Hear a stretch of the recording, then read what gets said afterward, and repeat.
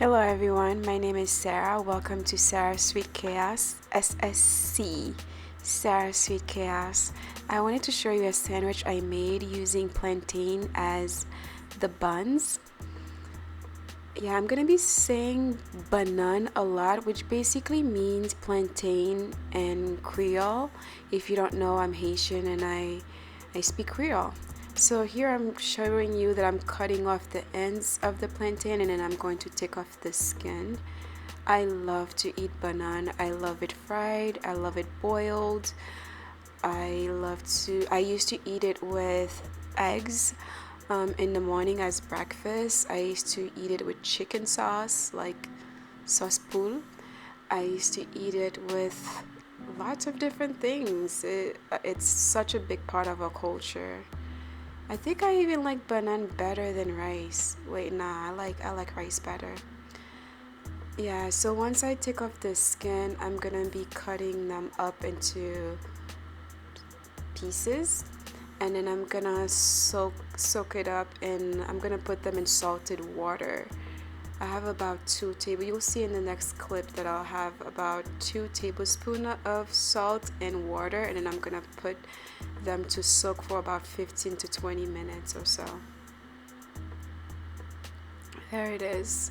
So once that's soaked, I'm gonna start with the vegan egg, and I'm using chickpea flour, 2/3 of a cup of chickpea flour, and then 2 tablespoons of nutritional yeast and some salt, and I use about one tablespoon or 1 teaspoon actually of salt, and then half a teaspoon of garlic powder, and then half a teaspoon of onion powder. I've been in this country for like 18 years and I still struggle speaking English. My words just don't come out right sometimes. Anyway, I'm gonna stir that up. I'm gonna mix up all the dry ingredients, and then I'm gonna add some water, and that's about half a cup of water. There's gonna be a lot of mixing in this video because you have to make sure all the lumps are I don't know, broken apart. And then so I'm gonna keep adding water to make sure that I have I guess like a pancake mix. If you've ever made pancake before, the mixture has to be thick but not too thick. Here I'm adding a little bit of what do you call that? Oh my goodness, I can't. What was that powder? Turmeric powder. Yeah, I didn't measure it. I just wanted I wanted the mixture to be a bit yellow, so I added the turmeric powder to change the color. So I just maybe half a teaspoon of turmeric powder. You could add whatever you want. So once you do that, just add a little bit of oil in a non-stick pan and just kind of like cook it like you would cook like pancake or something like that. It's not that hard. I was having way too much fun. I don't know. It was really good actually. It was so good that I was eating it before making the sandwich. Here I'm showing you the soaked up banan. I'm gonna put it in the oil, and I'm gonna let you hear the mess that was happening in the kitchen. It was popping everywhere. Just to let you know, it's gonna get loud, so adjust your volume. It's gonna be really loud. It was such a mess. I was so scared. It was such a dangerous situation because I've never fried things before, and it was like popping everywhere, and I made sure to be out of the way. It was scary. I've never done this before. Look, make sure you adjust your volume because it's going to get loud. Yeah, so it's popping everywhere and I was scared. I made sure to I have a small kitchen, so I made sure to get out of the kitchen and just watch from the far. And yeah, so I'm taking them out after like 5 minutes or so.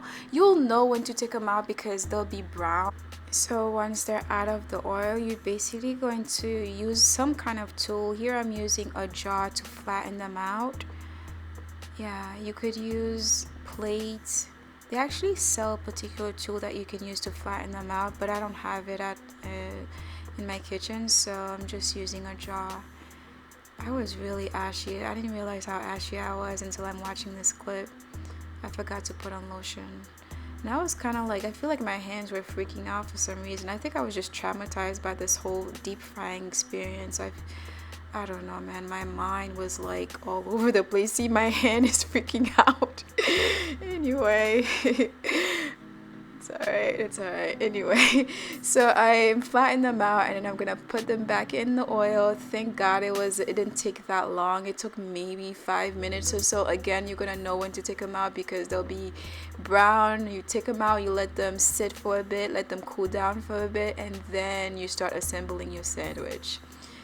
It looks really good, it looks pretty on screen, but I'm telling you, the experience was like, whoa. I was out of the kitchen, I was far away. But the second time around, it didn't pop as much, like the oil didn't pop as much, so it wasn't so bad.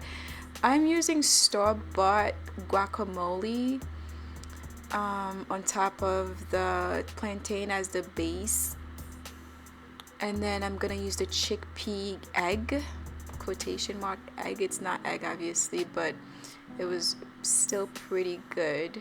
I feel like it was more like a cheesy pancake. It tasted more like a cheesy pancake than eggs. And then I'm adding some cheese.